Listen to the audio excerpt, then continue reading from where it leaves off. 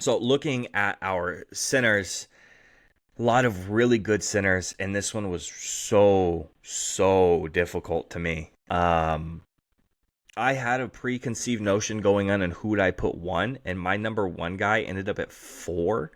And I'm like, damn, that's crazy because I think he's a lot better than four, but I don't know if I can discount some of the stuff. My four, my three could flip, but I don't know, man. It's a little tough.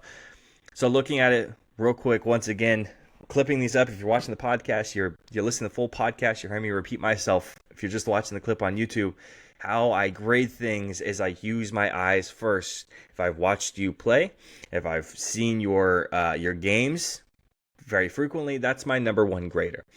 After that, it's stats, right? It's accolades. The accolades are looking at stuff like champs, so championships, MVPs, DPOYs, All NBA, All Defensive, and stuff past that. How many times you've been a scoring leader, assist leader, your points per game for your career. That's the stuff I look at. I put it into a spreadsheet. It spits out a number for me. That's the number that I use to grade some of these guys. Now, if one guy is rated a little bit higher than the other guy, I might flip him if it's really close because I like the other guy a little bit more or because I've watched the other guy more. That's what I'm going to go ahead and put on my list. So, getting into the centers, who is your honorable mentions if you have any? Or who's someone that you wish you could put on this list, but you just couldn't quite justify it? I don't really have anybody that I couldn't. Mm, I'll have to flip one thing, but honorable mentions, I got a few of those. Obviously, Orlando Dwight Howard was probably one of the most exciting players, I think, big men at least, Yep. that we've seen for a while. I'm very, I'm a little upset he didn't get put on that top 75. Yeah. Um, Obviously, honorable mention, I did not put Nikola Jokic top five. Okay. I think he will be there very soon. Yeah. Um, and then Patrick Ewing, Mm. legendary Knicks player, Yep. didn't unfortunately get to that point that we all had hoped for. And then one more, I think Moses Malone. Yeah. I think he's there, but I think that's about it. I didn't. I have a couple of honorable mentions. I discount the shit out of anyone who played in the 50s and 60s because I don't give a Yes, fuck about you. yes, Bill Bill Russell's Russell. on my honorable mentions. Yep. And I get it, the 11 championships and da da da. Like, and I'm a Celtics fan. Let's back it up. Let's fucking relax, okay? But he's 6'9" and he played center. Yeah. Your game is not translatable. There's a guy who also played way back in the 60s and 70s on my list as well, and I'm sure you can guess who it is. But the motherfucker was 7'1". It's a little bit different because your game is translatable. Would you be as dominant? Maybe not. But your game is at least transferable to the 70s, 80s, 90s. You can transfer it a little bit. Yeah. Bill's one of those guys who I just don't think you can transfer him that much. And you can go ahead and you look at me and you can argue with your mom. I don't really give a fuck. Like, the other guys who didn't quite make my list, I wish they could have. David Robinson just missed my list, and I could maybe flip him in my number five. It's really close, but I think my number five is already at his point where he is. And then one more guy who I think was really close on my list was also Moses Malone, as you mentioned already. So those guys, so David Robinson, Moses Malone, Bill Russell, those guys are, were really close, and I wish I could have put them on there. But I think my number five just slightly beat him out, and I think that he's going to stay at that spot. I don't think he's going to climb any higher. I think to me, those top four, to me, the top four centers of all time are like super set in stone. I don't know how it's going to be very difficult to ever kind of penetrate that unless you're Wemby and you just absolutely dominant for the next 12, 13 years, then you can. But go ahead. Who's your number five? Steen, you said your top four was okay. I think my top, Honestly, yeah, I it think my was top four, so hard. yeah, I think my top four solidified like all time. It's gonna be hard. I think like looking at the centers today, you have like Wemby, who's like gonna be the next guy who could do it, but Who Wemby's has supposed to the be also, best chance? Yes. yeah, I think, but it's hard. Past that, you look at all the centers in the league, it's not even close. Um. Yeah, dude. Honestly, this was the hardest one. Easily. Um. I would honestly, and I could be forgetting. I could be forgetting players. Let me disclaim that right now. I got my number five as Mount Dikembe. Wow. Um, Okay. just for his dominance on that defensive end. I know he didn't get the MVPs or the chips, but he's got 4 DPOYs, Yeah. Right. 8 All Stars, 2 All NBAs, 6 All Defensive team selections, Yep. second in blocks. Yep. Mount Mutombo himself. Yep. Um, iconic. No. Iconic. But that's like I said, I could be forgetting people. Yeah. Please, like I said earlier, degrade me in the comments. I love that. So let me know. Who am I forgetting? Who's your number 5? My number 5 is a guy I said that is already at this point, and it's Jokic. So Jokic did crack my top 5. Okay. Um, I get it. I do. yeah, man. I mean, I think that regardless of how you feel about this MVP, he would have won either last year's MVP He or should this have won year's last MVP. year's. Like, he should have won last year's, and Joel should have won this year's, but Joel was hurt and he didn't qualify for it. But if you would have taken away the whole rule about the games being played or whatever, like he would have ended up Yeah. he would have ended up winning it. So you're still looking at a one-time champ is still a very competitive Nuggets team, but unfortunately you're looking at a very competitive Western Conference who's very, very young. 3-time MVP, 6-time All-NBA player, 29 points per game. And I get it. He hasn't had like the stretch that some of these guys have had.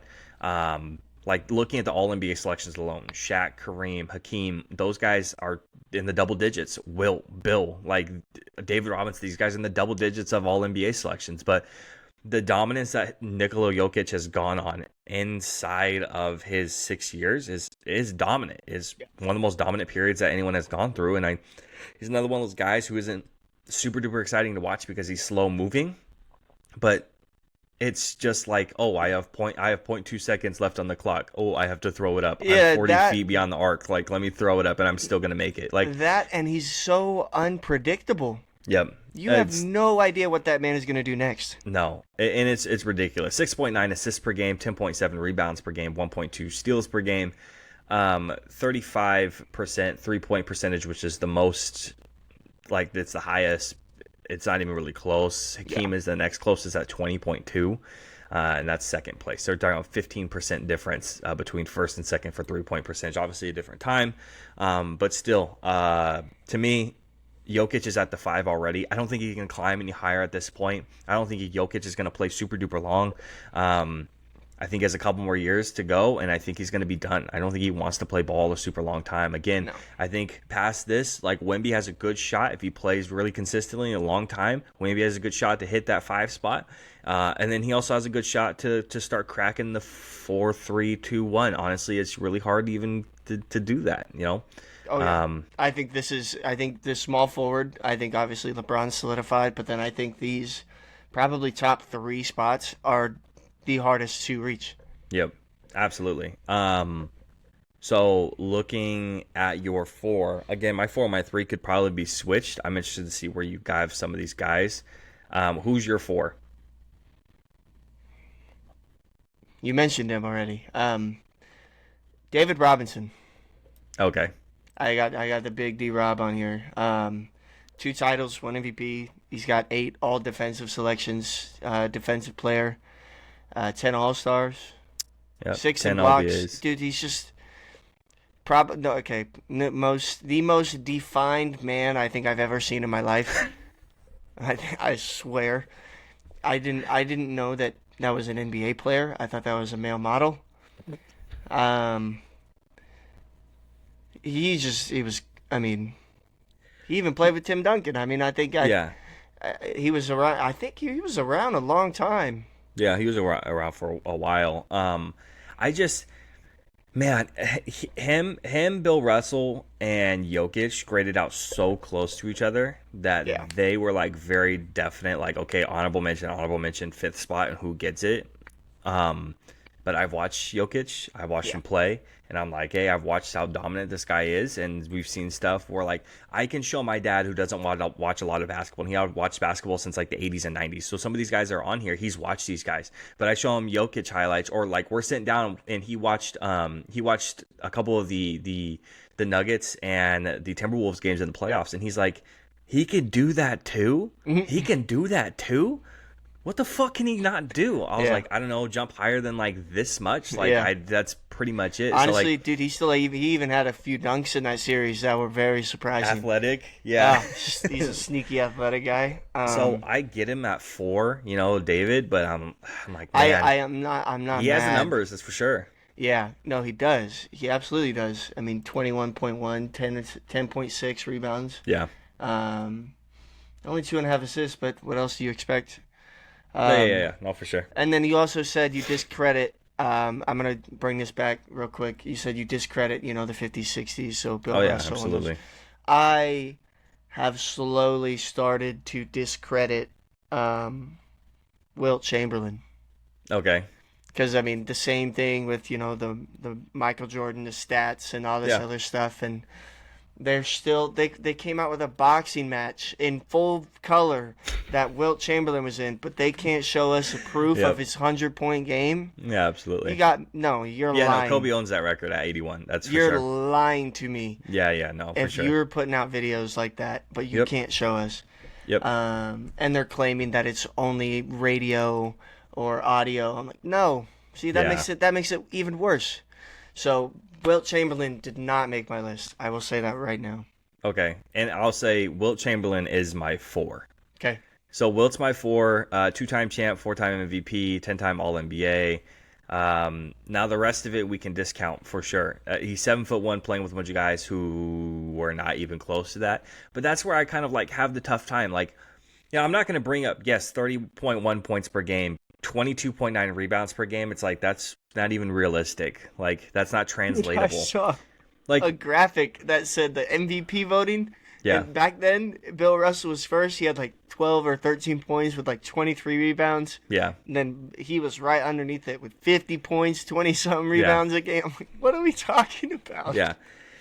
He's 7'1", so I feel like the game could be translatable for him if we pluck him out Absolutely. of that era and push him a little bit forward to like the 80s. Yeah. If we put him there, I think he's not as dominant, but I still think he's probably a 20 points per game, 10 rebounds, 13, 14 rebounds per Yeah. game type player. I mean, throw him in the Showtime Lakers, yeah, for sure. I think he's still that player. So I think that's why he still cracked my 4. Yeah. And honestly, my 3 and my 4 were super close in terms of, but I had to discount. Like Wilt scored out at a 1.05. Yeah. My next guy scored out at a 0.52. But I'm discounting like 30 points per game and 22.9 rebounds per game. Like it's just the era. I'm not Yeah. doing that. Like that's ridiculous. The For sure. rest of these guys are like outside of Bill and Wilt. 10.9, 11.2, 11.1, 10 point, like realistic shit. Really, Like, we're not talking about realistic numbers. insane shit. Yeah. So 2K numbers. Right, exactly. Who's your number 3?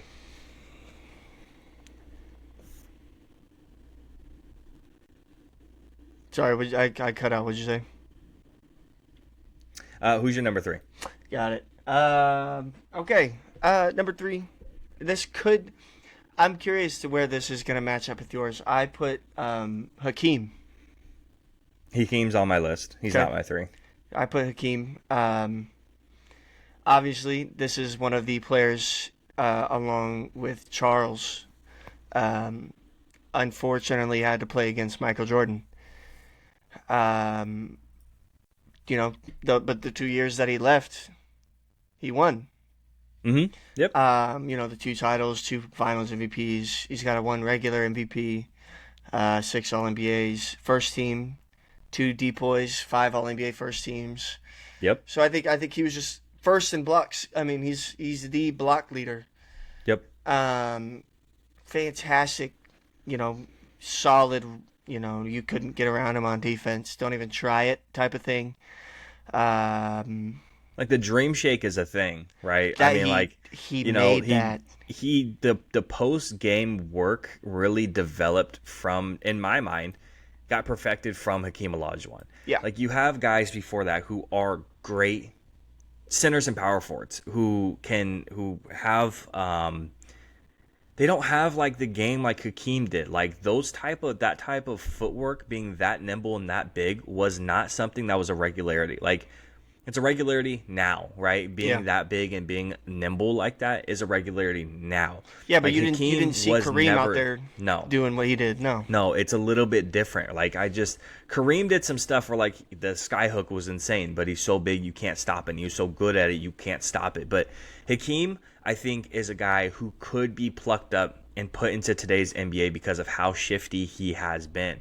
And outside of Nikola Jokic of 3-point percentage being 35%, Hakeem still shot 20%. Yeah, it's not the most consistent thing, but he's also a center. Hakeem's higher than 3 for me. So, I won't go too far, but I will say that I give Hakeem a lot of credit for being kind of a forgotten player, it feels like, in the 90s, for how good he was. And a lot of guys, don't. The Jordan era. Exactly. They don't remember him, But yeah, so Hakeem's higher for me. So I get it. Number 3, I'm gonna guess I'm gonna say Shaq. Yeah, so Shaq was the disappointing one for me. Okay. Shaq graded out lower than a lot of these guys, and I'm like, bro, like, Shaq is like the most dominant player like of all time in my mind. From what I've watched, right? He's a 4-time champ. He's a 1-time MVP, 14-time All-NBA, 3-time All-Defensive, 2-time scoring leader. Yeah. 23.7 points per game, 10.9 rebounds, 0.6 steals, 2.3 blocks, 58.2 field goal percentage, which is the highest out of anybody on the list. Point guards, shooting guards, small forwards, power forwards, centers.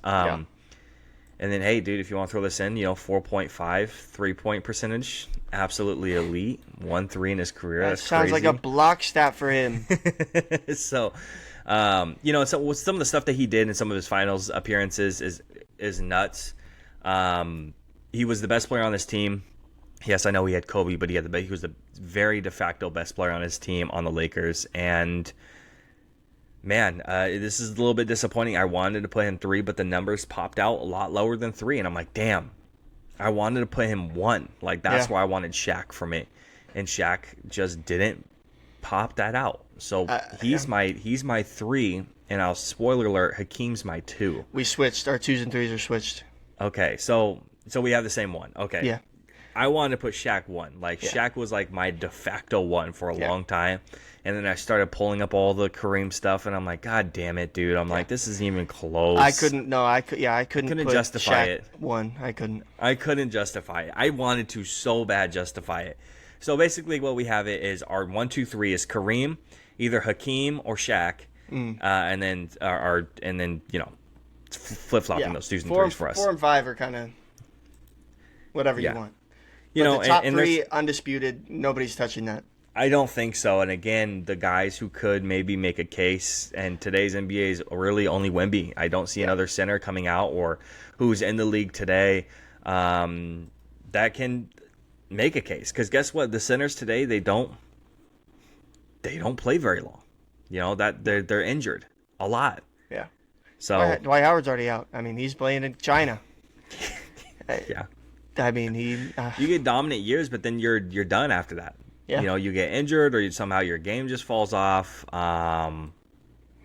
It just doesn't last very long. DeAndre Jordan. Oh, that one hurt my heart. DeAndre Jordan was solid. I loved him. Yeah. But yeah, no, absolutely. 6 titles, 2 MVPs, 6 MVPs, 2 Finals MVPs. Sorry. 5 all first team defensive. Fucking hell, man! Like, you can't. The skyhook. The Showtime Lakers. That was just an unbeatable lineup. 2nd in scoring, 3rd rebounds and blocks. That's an unreal feat as it is. Yep. For you playing 30-something years ago, and you're still 2nd in scoring, 3rd in rebounds and blocks. That's how dominant you were, that your record is still in the top 3. Yep. Like you said, the six chips and 6 MVPs.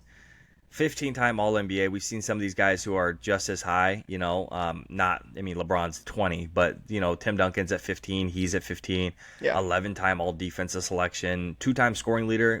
It's impressive as a center, You take away Wilt's, scoring leader stuff because I don't really count it that much. It's him and Shaq for like Yeah. the scoring leader stuff. He's been a rebounding leader. He's a 4-time blocks leader. 24.6 points per game, which is the most if you discount all of Wilt's stuff. Yeah. You're looking at 11.2 rebounds per game, which is the second most outside of Moses Malone, and then you discount once again Wilt and Bill Russell's stuff as well. 2.6 blocks per game. So it's so hard. I wanted to put Shaq number 1. I wanted to put Kareem 2 and then Hakeem at 3, but it's just looking at the numbers, popping them out, seeing what I see.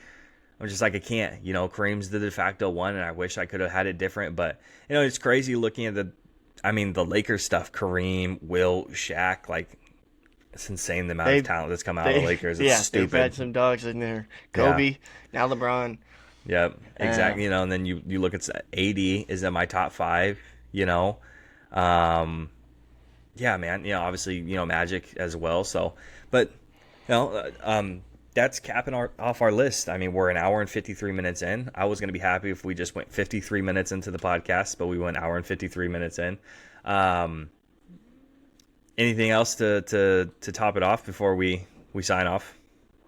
Oh man, I think I'm not really surprised that our lists weren't like, besides the 4 and 5, they were very, very close. Yeah.